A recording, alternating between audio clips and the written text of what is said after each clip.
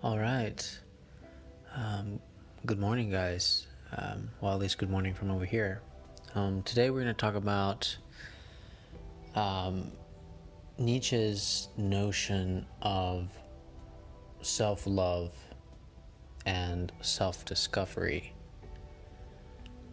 There's a very famous, well, for me, there's a very powerful line in the of the spirit of gravity, and thus spoke Zarathustra, where Nietzsche ends with, "This is now my way, where is yours?" Thus I answered, those who asked me the way, for the way does not exist. Thus spoke Zarathustra. Um, for those of you that have read Thus Spoke Zarathustra,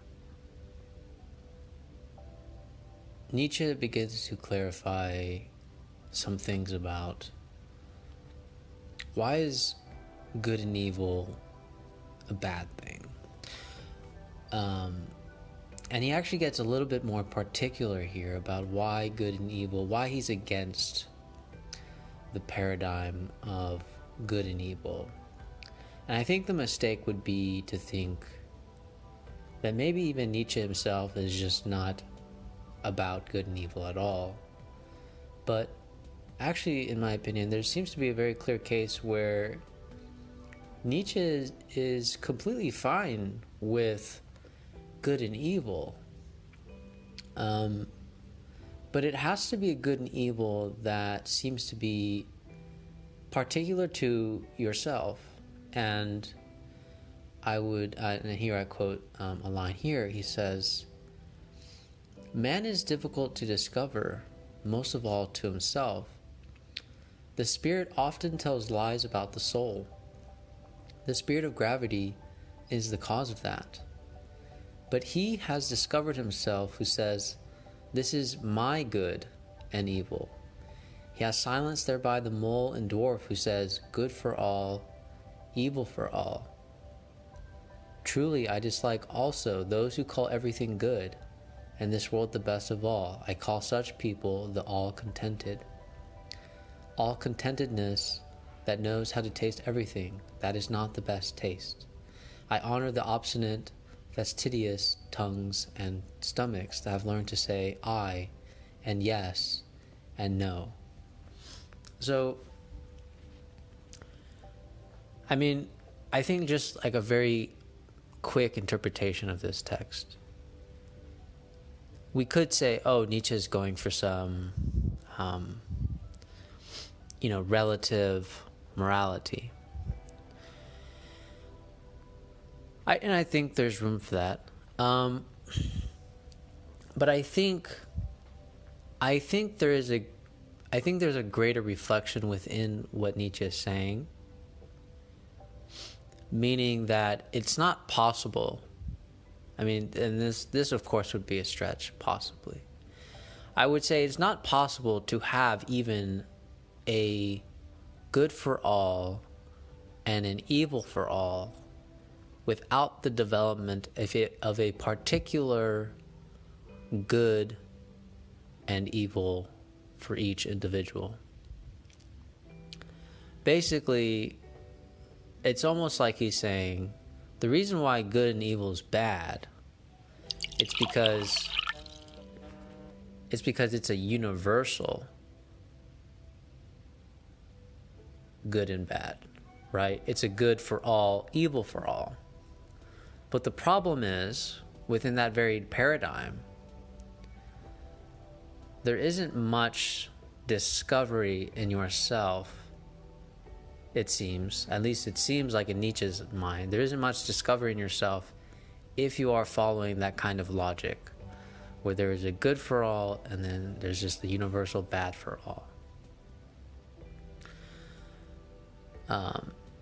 But why does developing your particular good and discovering your particular good and your particular evil perhaps very more useful?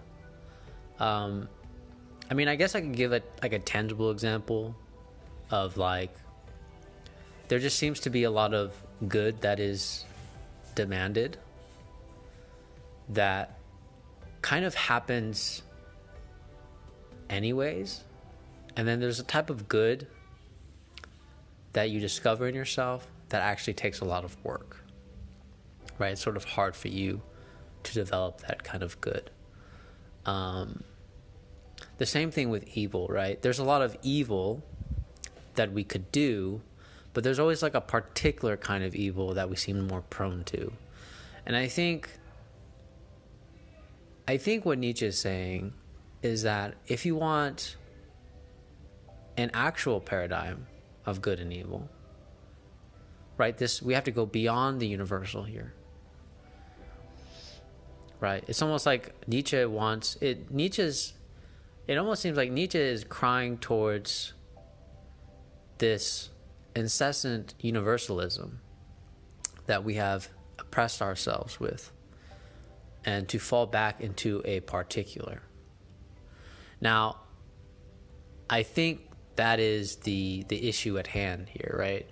Is that, well, we can't really have a universal without a particular, and so on and so on. But also at the same time, we don't want to fall into like these either ors, and we don't want to fall into like, making dichotomies out of anything. But what Nietzsche is suggesting, right, is that you go about it your way. Now, notice how there's this sort of like, it's at the end, like once you have discovered yourself, there is this end in which you would say, yes, this is my good, and this is my evil, right? So there is this like weeding out process that you'd have to do, right?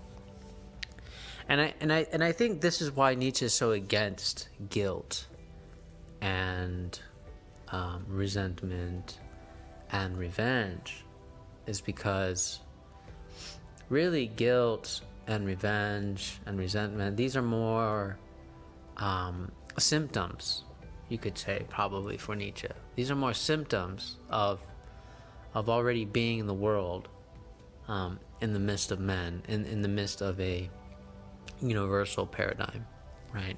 All good for all and evil for all. This is a symptom of, and it seems like his only answer to alleviate that symptom, right, is for people to discover themselves truly. Now, it's interesting because actually Nietzsche does kind of propose a developmental kind of like metaphor to this self-discovery. There is a sense in which he says this, right? He says, this, however, is my teaching. He who wants to learn to fly one day must learn to stand, and to walk, and to run, and to climb, and to dance. You cannot learn to fly by flying. I think there is this in this chapter of the Spirit of Gravity, this little section here. Why is it that Nietzsche is saying you cannot learn to fly by flying? Right? Why is that? Well, actually, one of the aspects of his developmental discovery of yourself is that there is this waiting that you have to do, right? And it's interesting because Nietzsche is almost, and I think there's room for interpretation of this as well. Nietzsche almost, in some sense, is a philosopher of doing nothing. Is a philosopher, and I know that for people that might sound extremely weird, of a philosopher of doing nothing. And the reason why I say that is because he talks about this waiting, And he also talks about how self-love, learning to love yourself, is not a commandment in any sense of the word, right? It's not something you have to impose on yourself, right? So if it's not a commandment, right, why, I think the real question that really like got propped up to me was like, why is it not, like, it's not, why is it not a commandment? Why can't I force myself to do it? The only hint that you get in some ways is that Nietzsche says, look, rather this is the art, the finest, subtlest, and ultimate and most patient of all. Right? He says loving yourself is this kind of art, this sort of patient waiting. And he says this, he says, because for all his possessions are well concealed from the possessor, and of all treasure pits, one's own is the last to be digged. The spirit of gravity is the cause of that.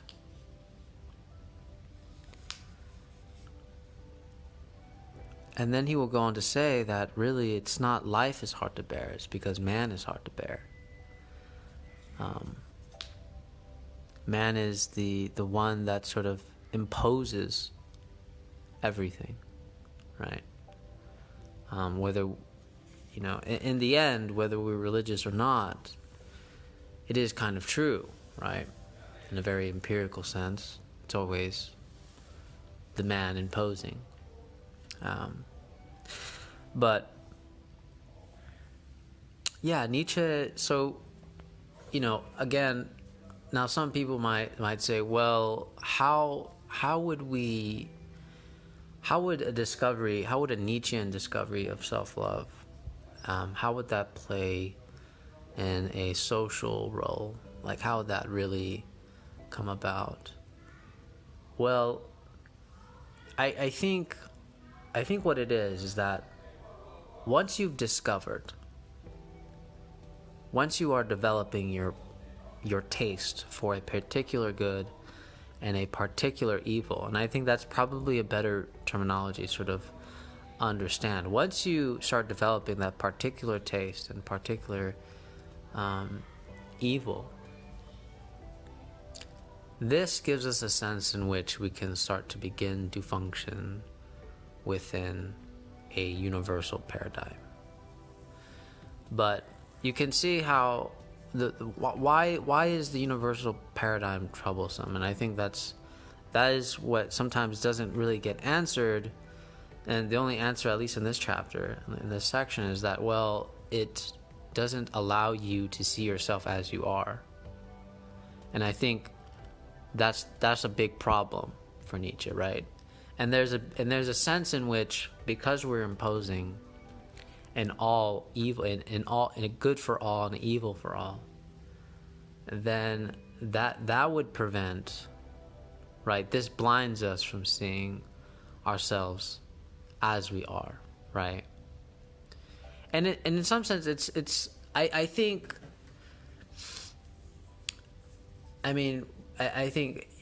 Nietzsche is very aesthetic, so his kind of emphasis on tasting is it's going to be a little bit difficult to kind of fit it into like any moral philosophy, because it's more of an aesthetic moral philosophy.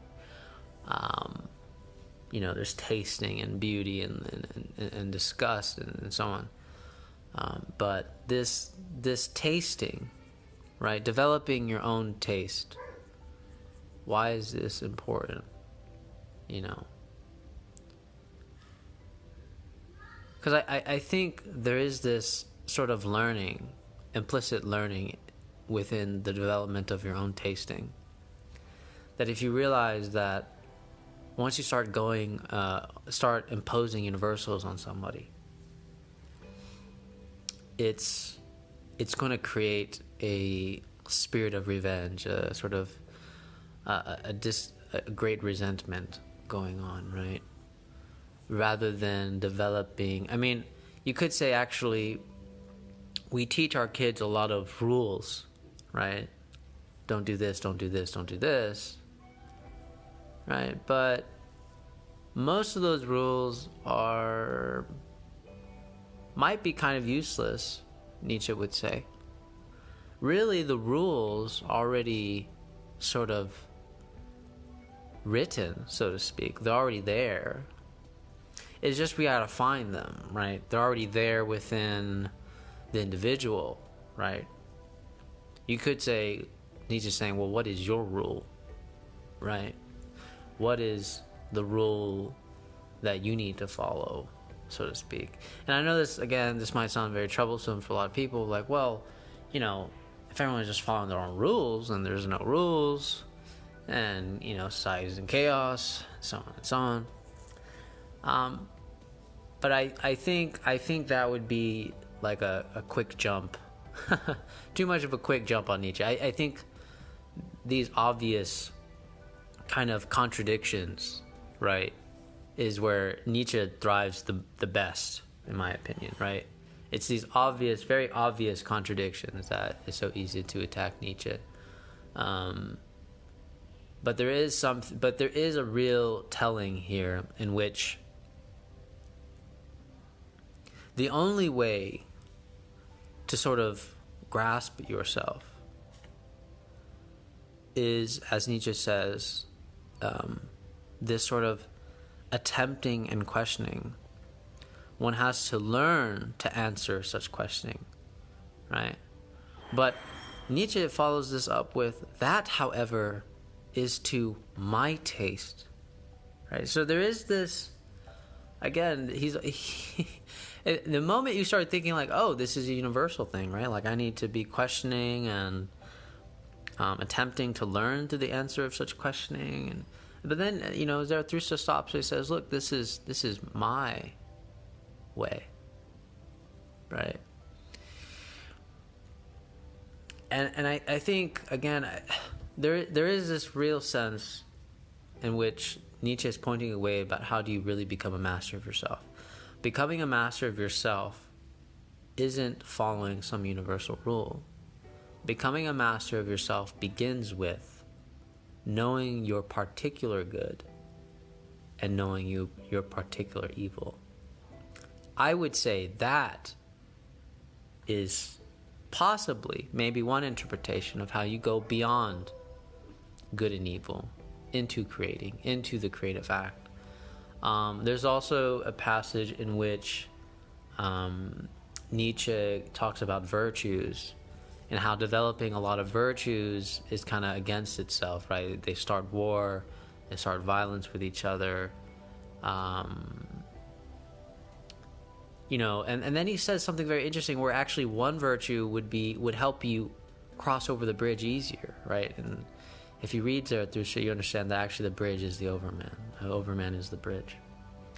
So why is developing one virtue better? Like, you could see here, like, if you develop one virtue, right, your particular virtue, right, rather than a universal imposed virtue, because I think it's this. It's not that we shouldn't follow universal imposed virtues. I think what Nietzsche is saying is that actually this universal imposed virtues or universal imposed goods is that actually you're doing those goods instinctually. But there is a good in which is your good, right, within that universal. And then there's an evil, particular evil good within that universal of evil. And that's what Nietzsche wants you to discover, right? What is your particular evil? And that's actually a really demanding notion of self-discovery, right? Because we tend to, you could say as human beings, we tend to look at, well, I didn't cheat today, I didn't steal today, I didn't murder anybody today. You know, those are all very evil things. Well, you see, that's the problem, is that you wouldn't ever do those things because that's not your particular evil. Your particular evil might be more subtle. It might be gambling. It might be, gambling doesn't have to be evil, but it can be in some ways. But right, it can be. It can be your particular evil. That's the whole point. But it's this discovery of your particular evil that really matters. So, and I think that's such a very important thing to stress. But keep in mind, there is this patient waiting and discovery that Nietzsche is trying to point to, right? It seems like you have to do this digging through or a kind of unlearning in order to find your particular evil and particular good, right? And I think if we take that seriously, we'd understand that it is this discovery of this particular good and particular evil that we can then begin to learn to love ourselves, right? This discovery, this, Daniel Gardner and Michelle Rose, they talked about, maybe instead of affirming, we should start owning. So there is a sense in which once we discover our particular good, our particular evil, then we can own it, right? And that would lead us into this sort of love of ourselves, real love of ourselves. But other than that, I think these are my reflections on that. All right, take care.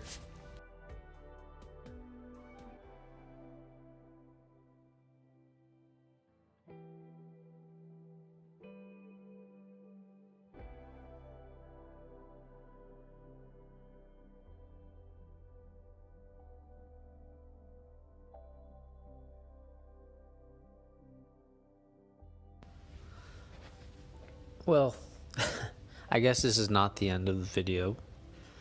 I thought I would end it there, but as I started thinking a little bit more, I wanted to elaborate, because I actually don't think I elaborated enough on the, and I don't think I ever will be able to, about why is Nietzsche, why did I say Nietzsche is a philosopher of nothing?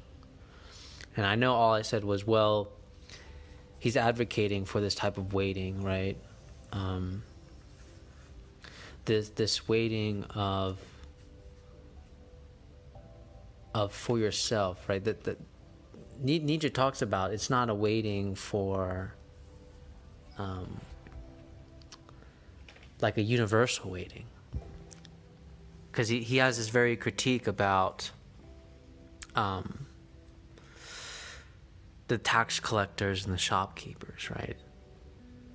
And the kings. Right? He's like, I call all those wretched who always have to wait. They offend my taste. He says, truly, I have learned to wait. I have learned it from the very heart, but only to wait for myself. And above all, and then he goes into, I have learned to stand and everything. Now, I didn't really go into again. So, let me elaborate. Right? Why am I saying that Nietzsche is a philosopher of nothing? Well, it's this, right? Maybe it wouldn't even be a philosopher of nothing. It would be a philosophy of like naturalness. What is natural?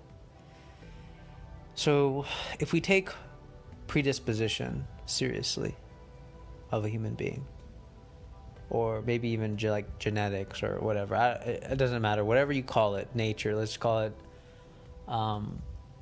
whatever is natural to you, whatever you most incline towards, right? Every other value that you don't incline towards, that's not because you don't follow it. That's because those values are already natural to you. Which is, and that's why there's a sense in doing nothing. There is a sense in which there is nothing to do, because there are no values that you need to strive for per se, because you already follow them without you having to impose them upon yourself. But there are values, you could say, that are particular to you. And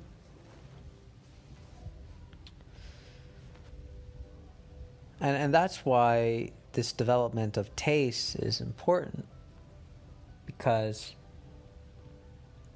the danger is if we start thinking that we have, I'm gonna try to give a really rough example of this, because this is still like very hard to express what I'm saying, and ultimately I know this is still going to lead into some type of misinterpretation of what I'm saying. But to look at this, I mean, look at this way, right? I'm going to just use myself as an example.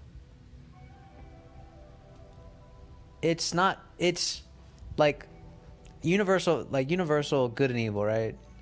Murder's bad, right? Let's just take, I don't want to go into like moral arguments, but like, well, is all killing bad? Or, and there's even C.S. Lewis makes a distinction between like killing and murder or something like that. He makes some type of distinction. Or like, I think he takes it, yeah. But anyways, I don't want to get like caught up in these distinctions. All I'm trying to say is this, right? Looking at the universal good and bad, right? Stealing's bad, murder's bad, right? Okay. Those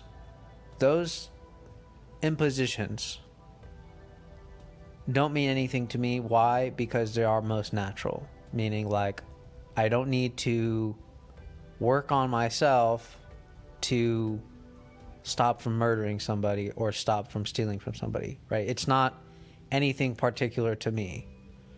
So being caught up in trying to stop my, not kill people and not murder people, that is not something particular to me, right? It's just something that I already do in my sort of own naturalness. Now, maybe stealing, of course I don't steal, and I always say I use myself as an example, but I'm just saying, now maybe stealing would be perhaps more difficult to follow. And in there, right there is your taste, right? There is your preference. But you see, Nietzsche's trying to get at this sifting through, right? Where we rid ourselves of all the foreign values, the foreign weight of values that are not particular to us, not because we shouldn't follow them, but because we already naturally follow them, right? And the problem is this. In fact, if you were like, and this is, oh man, this is so hard to explain, because it's like I really feel like I'm just trying to like push beyond language here. I can only give examples of something like someone that believes themselves to be a good person when all they do is follow sort of a natural goodness that they already do. C.S. Lewis talks about this actually in Mere Christianity, where he says we can't look at somebody and be like, oh, they're good. We can't look at them and be like, oh, they're such a horrible sinner or something like that. And C.S. Lewis explains by saying that actually you might have the accidental luck of, or just the predisposition of just being a better person. So actually being a better person is just easy for you, right? It's just easy for you. But because it's easy for you, you start imposing that on other people, right? You start judging other people for that, right? Like, why can't you just stop, stealing? Like, why is it, why is that so hard for you? We have a tendency to do this, where we take our own disposition and start universalizing it on other people, right? But we take typically the universal, the universal all good, all evil, all, as the sort of like disguise for our own particular universalism, basically. It's like, well, why can't you stop killing people? Geez, like, Like I don't kill people. Like clearly you're a lesser human being than me. But I mean, but that's C.S. Lewis's point, is that you're not a better human being than him. You're not a better human being at all. Like, let's just look at the starting point. The starting point is this: you don't have a tendency to kill, but that actually doesn't make you a good person. It just means that it's already natural to you. So what is your actual good, right? What is you actually doing good? And that's the question. That is the real question. What is you actually doing good, and what is you actually doing evil, which might actually be Nietzsche's critique of this universal good and evil, because it makes us fall into deceptive traps with ourselves, right? And it's these exact deceptive traps of thinking that, oh, I'm a good person because I do such and such, right? But if, for example, you're already a man that can pray every day without any struggle, then is that really your good? Or is that something that is already natural to you, right? Is that you actually doing good? Now, you attempting to do actual good might be the fact that maybe you're a man that struggles to pray, but within that very struggling, you finally make the decision to pray, right? That would be your good. But notice how there's something interesting within that very struggle, is you notice your particular good and evil within that very struggle of your own self, right? So maybe in like the theological, paradigm, right? Like, not praying is not a good thing, right? So we struggle with that. We know that's our particular bad part, right? But also, the reason why Nietzsche talks about this waiting is because there's always something deceptive, it seems, that could trap us, right? Like, it could be that maybe my particular evil, quote, not to say that not praying is evil, so to speak, right? Some people might just put it like it's just not good. It's not particularly evil, but it's not good that you don't, right? It builds disconnection with God and so on. But then it could lead you to sin, right? That would be the theological paradigm. But that would be getting caught up in the weeds for this. But anyways, what I'm trying to say is the deceptive things would be like you getting guilty over, something that you naturally, something that is not particular to you. And what is that? What is that? What is that particular, right? And I think I think what's hard about this is that oftentimes we would look at, well, is guilt all of a bad thing? Is there really no role for guilt? I think for Nietzsche, there might be a role for guilt, but most of the time it's probably a deception. And why is it probably a deception for Nietzsche? It's because there's a possibility in the sense that guilt for Nietzsche is actually a false weighing down upon yourself, right? It's not a true weight upon yourself, right? It's a foreign weight upon yourself. And what would that mean? It would mean that all of a sudden you're succumbing to values that aren't particular to you, and then you weighing yourself with those things, right? And the best example I could give would be like, let's say you want to become like a saint or something, right? What's the paradox of becoming a saint? Well, you'd realize that actually you can't become a saint, because there is no becoming a saint. It's just basically like you just are. There is no striving towards it. That's the paradox, right? You can only ever just be what you already are, but be careful here in the sense of like there is this becoming involved within that very statement. It's just the problem is you're forcing a kind of becoming that isn't already always there in a sort of absent presence, right?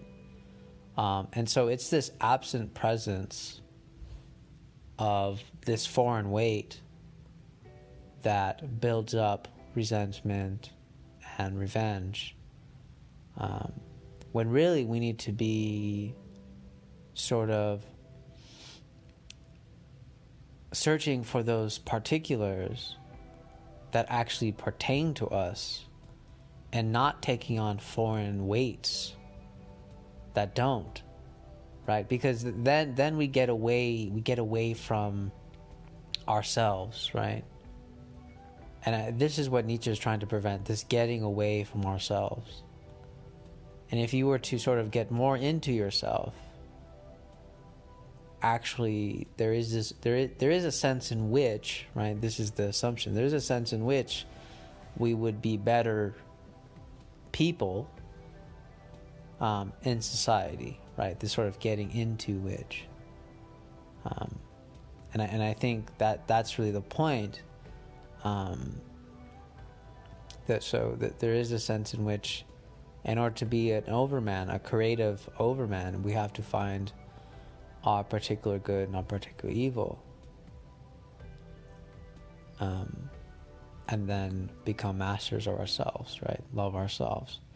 But again, it seems like this itself cannot be a command, right? I cannot command to love myself, right? And I think, again, that's why I stress, I think Nietzsche is a philosopher of nothing, where if you simply wait for yourself, and I'm telling you, I really do think Nietzsche is kind of just holding on to this fact of like, look, if you just really like tune into yourself, like really, really tune into yourself, everything will sort of just come out naturally. It's this paradox of like the moment we start imposing things on ourselves, it's also the moment we become less ourselves. But the moment we start really, really just moving in naturally, which is this creates a great unlearning about this movement of really like deep into ourselves. This like sort of waiting for myself. This sort of like discovery of like yes and no, and like really moving into yourself. And this is what allows us to be honest, right?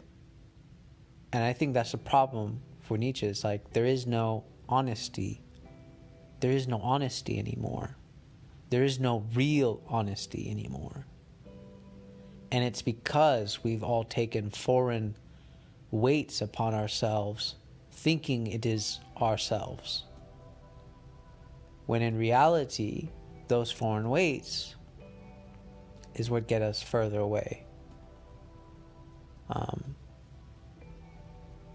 So that's why I do feel like Nietzsche is a sort of like, the more you try to do something, the less you are, right? The more you impose yourself into some fashion, the less you are. And then it's this paradox of actually, if you do nothing,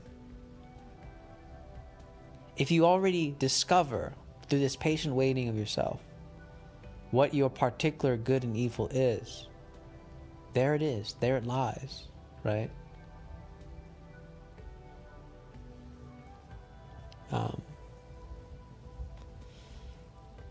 You could say it actually prevents a very critical spiritual pride that comes with a lot of, and within religious circles, right? A lot of spiritual pride, right? Like, oh, look at that man.